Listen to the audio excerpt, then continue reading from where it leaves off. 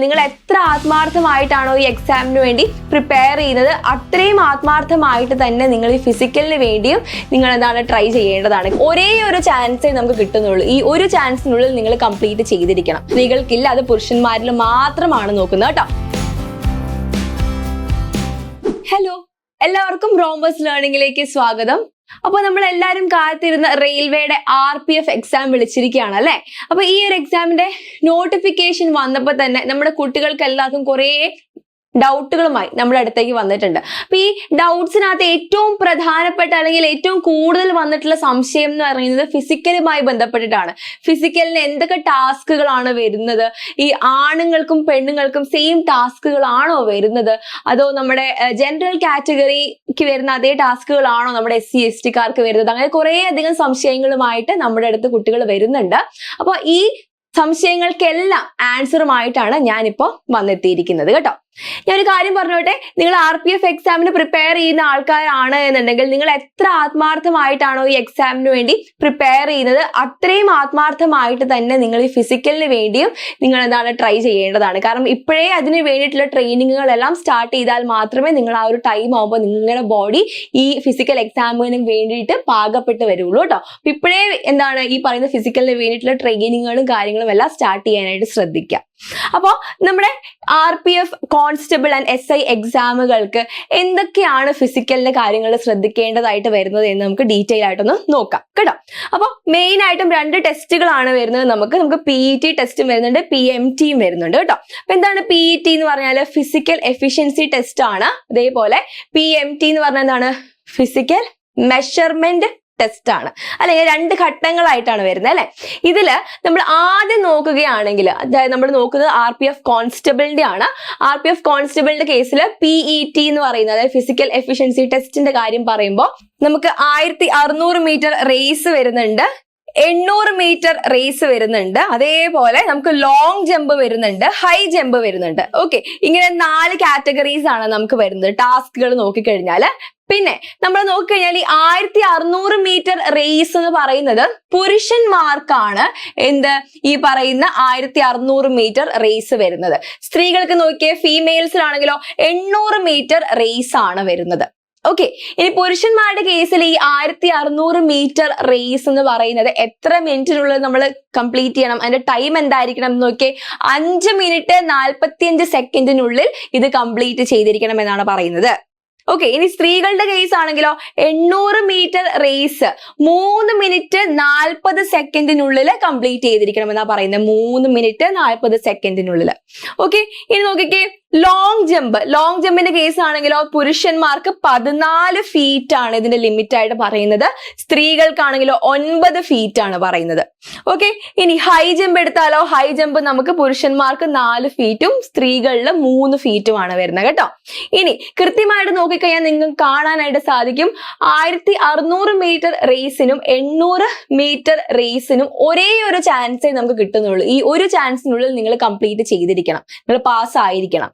പിന്നെ നോക്കിയേ, long ജമ്പും high ജമ്പും ആണെങ്കിൽ നിങ്ങൾക്ക് ഒരു സെക്കൻഡ് ചാൻസ് കൂടി കിട്ടുന്നതായിരിക്കും എന്നാണ് പറയുന്നത് കേട്ടോ. കൃത്യമായിട്ട് മനസ്സിലായല്ലോ. ഇതാണ് RPF കോൺസ്റ്റബിളിന്റെ PETയിൽ നിങ്ങൾ ശ്രദ്ധിക്കേണ്ട കാര്യങ്ങൾ. ഇതേ നോക്കിക്കേ, RPF SIക്ക് വേണ്ടി നിങ്ങൾ ശ്രദ്ധിക്കേണ്ട PET കാര്യങ്ങൾ എന്തൊക്കെയാണ് അത് നോക്കിയേ. ഫിസിക്കൽ എഫിഷ്യൻസി ടെസ്റ്റിനാണ് നിങ്ങൾ ശ്രദ്ധിക്കേണ്ട കാര്യങ്ങൾ. നമ്മൾ നേരത്തെ പറഞ്ഞതുപോലെ തന്നെ 1600 മീറ്റർ റേസ് ഉണ്ട്, 800 മീറ്റർ റേസ് ഉണ്ട്. 1600 മീറ്റർ റേസ് എന്ന് പറയുന്നത് പുരുഷന്മാർക്കാണ്, 800 മീറ്റർ റേസ് എന്ന് പറയുന്നത് സ്ത്രീകൾക്കാണ്. പിന്നെ ലോങ് ജമ്പും ഹൈ ജമ്പും ആണ് വരുന്നത് കേട്ടോ.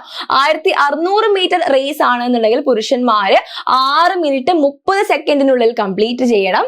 800 മീറ്റർ റേസ് ആണെങ്കിൽ സ്ത്രീകൾ അത് 4 മിനിറ്റിനുള്ളിൽ കംപ്ലീറ്റ് ചെയ്യണം എന്നാണ് പറയുന്നത്. പിന്നെ ഏതാണ്, ലോങ് ജമ്പിന് പുരുഷന്മാരുടെ ലിമിറ്റ് 12 ഫീറ്റ് ആണ്, സ്ത്രീകൾക്ക് 9 ഫീറ്റും. ഹൈ ജമ്പ് ആണെങ്കിലോ പുരുഷന്മാർക്ക് 3 ഫീറ്റ് 9 ഇഞ്ച് എന്ന് പറയുന്നുണ്ട്, സ്ത്രീകൾക്ക് എത്രയാണ്, 3 ഫീറ്റ് എന്നാണ് പറയുന്നത്. മനസ്സിലായാലോ. മറ്റേത് പറഞ്ഞ പോലെ തന്നെയാണ് നമ്മുടെ 1600 മീറ്റർ റേസിനും 800 മീറ്റർ റേസിന് മാത്രം ഒരൊറ്റ ചാൻസേ ഉള്ളൂ, അതിനുള്ളിൽ നിങ്ങൾ പാസ്സായിരിക്കണം. ലോങ് ജമ്പും ഹൈ ജമ്പും മാത്രം എന്താണ് നിങ്ങൾക്ക് ഒരു സെക്കൻഡ് ചാൻസ് കിട്ടുന്നതായിരിക്കും. മനസ്സിലായോ.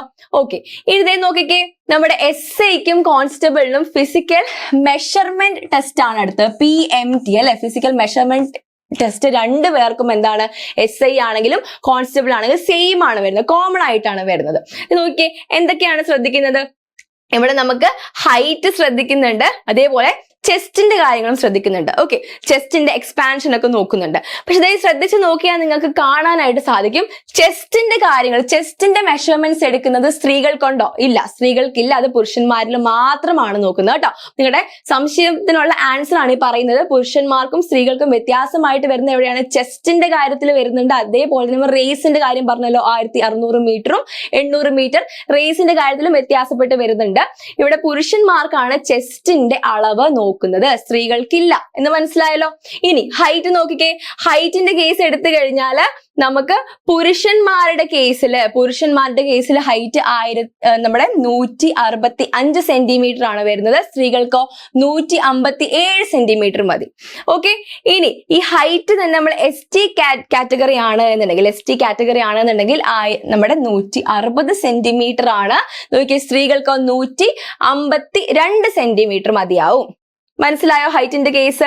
അപ്പൊ ST കാർക്ക് അവിടെ റിലാക്സേഷൻ ഉണ്ട് എന്ന് മനസ്സിലായോ? SC ST കാറ്റഗറിക്കാർക്ക് അവിടെ ഒരു റിലാക്സേഷൻ ഹൈറ്റിന്റെ കാര്യത്തിൽ വരുന്നുണ്ട് എന്ന് മനസ്സിലാക്കുക കേട്ടോ.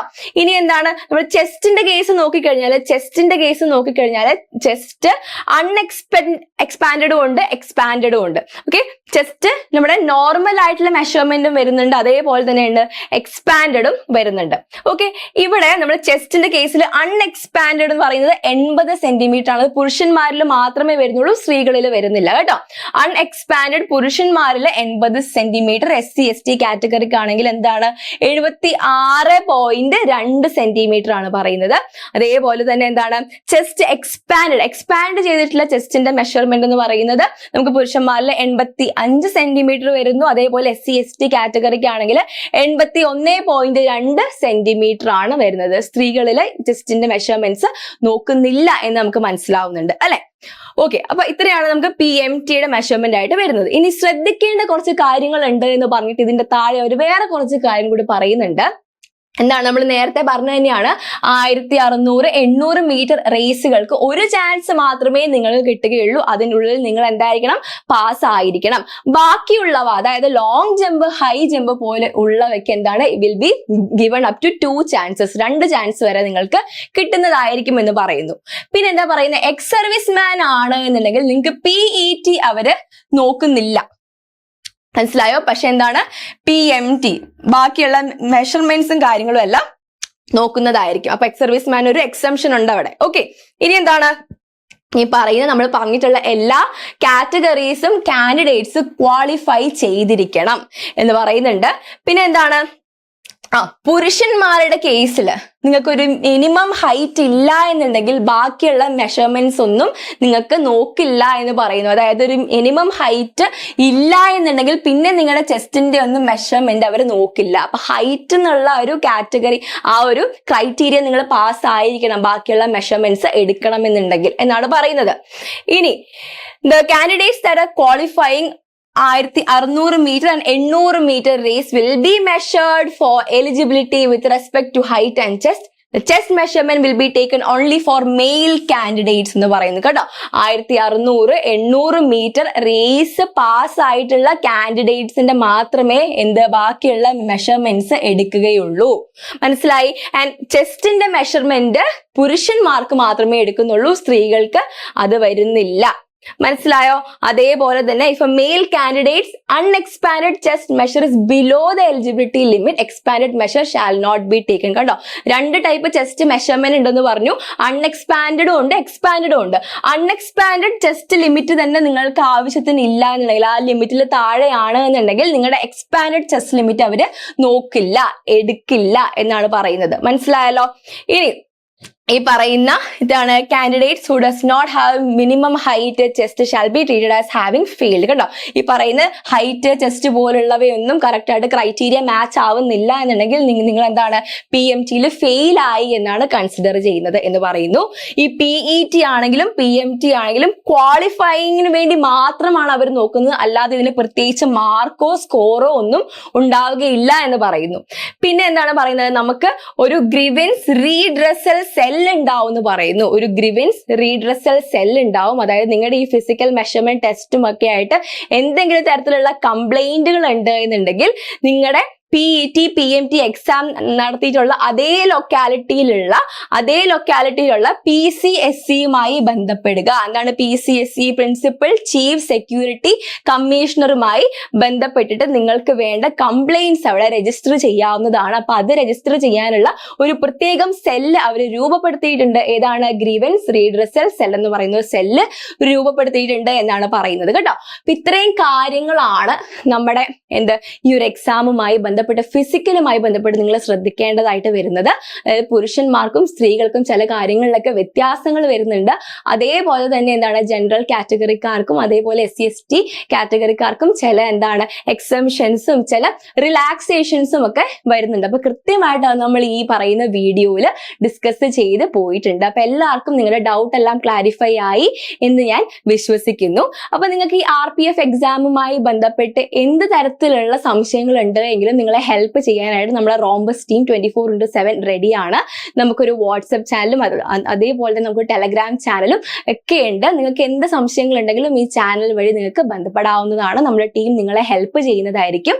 അതേപോലെ തന്നെ ഈ എക്സാമുമായി ബന്ധപ്പെട്ട് വരുന്ന നിങ്ങളെ എക്സാം പ്രിപ്പയർ ചെയ്യാനായിട്ടുള്ള ബാക്കി എല്ലാ കണ്ടന്റ്സും മെറ്റീരിയൽസും എല്ലാം നമ്മുടെ ടെലഗ്രാം ചാനൽ വഴിയൊക്കെ ഫ്രീ ആയിട്ട് നിങ്ങൾക്ക് കിട്ടുന്നതായിരിക്കും. നമ്മുടെ ചാനലുകൾ കൃത്യമായിട്ട് ഫോളോ ചെയ്യുക. അതേപോലെ നമുക്ക് നമ്മുടെ യൂട്യൂബ് ചാനലുണ്ട്. ആ ചാനലിൽ വരുന്ന അപ്ഡേറ്റ്സ് എല്ലാം അപ്പം തന്നെ വരുന്നതായിരിക്കും. നിങ്ങൾക്ക് എന്ത് ഹെൽപ്പ് വേണമെങ്കിലും റോംബസ് ടീമുമായി നിങ്ങൾക്ക് ബന്ധപ്പെടാവുന്നതാണ്. ഓക്കെ, അപ്പൊ നമുക്ക് മറ്റൊരു വീഡിയോയിൽ മറ്റൊരു ടോപ്പിക്കുമായി വീണ്ടും കാണാം. Download the Rhombus Learning app